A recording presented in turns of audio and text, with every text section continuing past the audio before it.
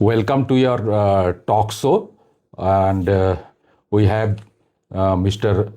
Tridip Bhattacharya, CIO Equity, Edelweiss Asset Management Company Limited. So, welcome, sir. Hello. Hello. Indian market performance in H2 2025 has oscillated as multiple headwinds, arising from muted earning growths, high US trade tariffs, and geopolitical tension are counterbalanced by significant tailwinds emanating from fiscal and monetary policy stimulus. So, will policy recalibrating support growth? Great question to start. I would say that if I look at Indian markets over the last 1.5 years, Indian markets entered into an earnings downgrade cycle from round about June, July last year, June, July 2024. This was also the time when we went into national elections, if you recall. Nothing happened decision-making wise between June and December last year, which caused earnings outlook to come down. Starting this year, of course, decision-making started on the rebound, but it's a large economy. To turn the ship around into a growth mode, it takes a lot more than just start of decision-making. Net-net, after having seen almost 1 to 1.5 years of earnings downgrade cycle coming through and earnings cuts of somewhere around 12 to 13%, finally, it seems that we are at a situation where earnings are at a crossover point. What I mean by crossover point is, if you look at the recent results that have come about in the second quarter or the September quarter result season, for the first time it feels that in this result season's earnings will actually stabilize to start to move up. This, of course, still about 20-30% of the result season is left. But if that were to happen, I would say that that would be a trend change in favor of Indian equities overall and in favor of investors overall as that comes through. During this period over the last year and a half, India as a market has been an underperformer. Yeah. Both in absolute terms and also in relative terms relative to the globe.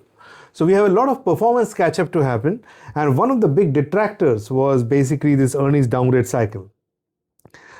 Starting the beginning of this year, we have seen 3 big policy decisions which are particularly helpful in the context of earnings upgrades. Okay. First is, I would say, recently what we saw in the form of GST rate cuts or rate rationalization. Second, which happened slightly earlier, which was the tax sops given by the finance minister.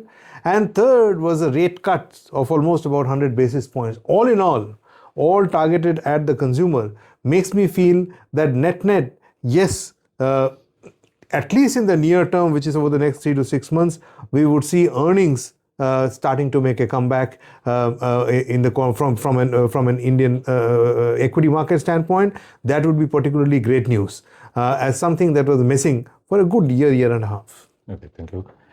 Indian assets have come under renewed pressure in H2 2025 and multiple headwinds. So, in your terms in asset allocation, how to navigate volatility? Right.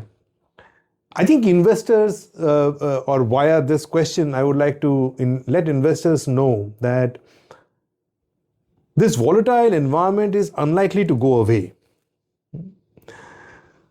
As a context, if you look at Modi 2.0, it was a fairly stable regime in the sense that Modi had a sizable majority. And at a central level, all the policy decisions that were made were followed up by action. On the domestic front, things have changed. This time, the majority is slightly more fragile than what we saw in Modi 2.0, which means he has to align himself well with coalition partners. And that does mean a bit of fluid decision making on the domestic front. On the global side, Trump, after coming in power early this year, has also kind of been a little more volatile in his comments, starting from tariffs to changes in tariffs to negotiation tactics. and it doesn't look like it seems to be going away. So this volatility in macro circumstances on net balance, whether you look at local or global, is likely to continue. So then the question becomes, in this context, how do we think about asset allocation? Yeah. So in this context of asset allocations, there are two assets that I would like to particularly put in front of investors, as they should have sizable portion in their portfolios. One, I would say, is equities. Yeah. And second, I would say, is gold or precious metals. In the context of markets, whenever earnings estimate do well, equities are the best way to guard against inflation. And hence, percentage of assets in equities should be higher than what it was, because clearly on the back of protectionist policies across the globe, one of the fallout of all of this is higher inflation. And when earnings estimates are coming through, equities would be the best known hedge from investor standpoint. Hence, a slightly higher allocation to equities than earlier is something that I think investors should contemplate. Second is gold or precious metals. Given that some of the decisions, whether it comes to tariffs or protectionism, are really against fundamentals of economics, of free trade, at some point it will have an impact on macro variables like currencies, interest rates, which could lead to sustained volatility in markets. Hence, investors need a bit of protection. Yeah.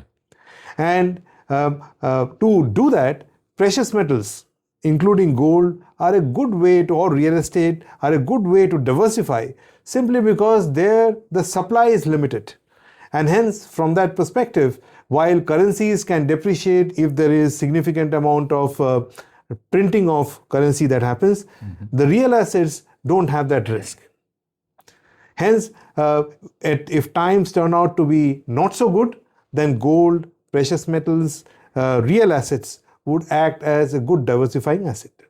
How much percentage of assets should be in these two should actually be decided in conjunction with yourselves, because you would gauge the client's risk appetite and then highlight what percentage should be in each individual client's portfolios. But as a top-down view, as a CIO, I would certainly say that the population of these two assets in the asset allocation should be higher than what it has been in the past. Okay. DCC policy support through GST and income tax cuts, front-loaded policy easing by the RBI, and began liquidity condition is likely to trigger a consumption-led growth cycle in H2 FY 2026. Is value emerging? So I would agree, yes. The question might well be that will it sustain over a prolonged period of time, which is in FY 27 or 28, but certainly in second half of fiscal year 26 and early part of fiscal year 27, I do see, and there are signs that the consumption spending is indeed picking up. The areas that we have seen pick up happen so far are autos, particularly whether you look at two-wheelers, three-wheelers, they have seen a meaningful spurt in this festive season. Secondly, we have also seen credit card spends, something that was not happening in the economy for a good while, started to pick up. They saw almost about 20 to 30% increase in this brief period of time over the last 2 to 3 months. Third, when I look at overall production in terms of consumer durables, the financing data seems to suggest that the pickup has been observed meaningfully, particularly with regards to certain high-value consumer durables from a consumption standpoint as well. So these data points corroborate with our view that consumer discretionary as a segment is certainly an area which has seen a boost on the back of these cuts, as you highlighted, and I think will continue in this quarter as well. What adds a little bit more of a catalyst, which is slightly long term, is the pay commission revision that will likely to happen next year. As you know, that the commission has been set up, decisions will be made in short order and announced, and once that comes through, a section of the population, which is PSU employees, will actually see an improvement in their discretionary income, which I think ultimately will again boost the consumer discretionary in demand, and hence the component of GDP. What is interesting to understand is why this is the first order effect. The second order effect of consumption pickup is also the follow on with regards to private sector capex. Yeah. Sometime middle of next year, if consumption picks up meaningfully, which we think it will have a positive rub-off on capex as well. So it is a multifaceted positive catalyst for Indian consumer, Indian GDP, and hopefully Indian equity markets. Okay. And last question is, FII flows are largely depend on earning and valuation. Once earning growth starts coming in, valuation will also begin to look more reasonable. Given the expectation of earnings rebound from Q3, do you think 2026 would be the year of FII flow revived? So here I would qualify your statement that, of course, FIIs are institutions and they look at earnings and valuations before making decisions. But certain other parameters also drive their decision making. Yeah. And one of the primary factors, apart from the ones that we talked about, are the outlook on currencies. When US dollar strengthens significantly, you will see historically over the last 20-30 years that period is accompanied by FIIs moving out of emerging markets because they lose out on the currency return, particularly in times of dollar appreciation. Given what we are seeing from Trump, the policies, the tariffs and whatnot, the central expectation would be that over the next 3 to 4 years, dollar will actually depreciate rather than appreciate. Hence, in that context, in a dollar depreciating environment, money usually returns to emerging markets. So that will be the additional trigger that emerging markets will actually stand to see, particularly in the context of FIIs. What we are missing right now is, even when money comes to emerging markets, India doesn't seem to be getting its due share of FII flow. And that seems to be going at the moment to Korea, Taiwan, and China. That is because they are seen as plays on AI, whereas we don't have direct plays on AI. I think that this trade has gone on for far too long. And on the other side, our earnings estimates have been languishing. So our earnings estimates starting to make a comeback, AI trade reversing a little bit, would actually encourage FIIs to return back to India, particularly in the context if a trade deal is made with United States sooner than later. So all in all, I would say, putting all these things in context, I would expect 2026 to be a better year for FII flows onto India as opposed to what we have seen in 25 or earlier. Thank you. Thank you very much, sir. Thank you very much. Happy investing to investors. Okay. Thank you. Thank you very much. Thank you, sir.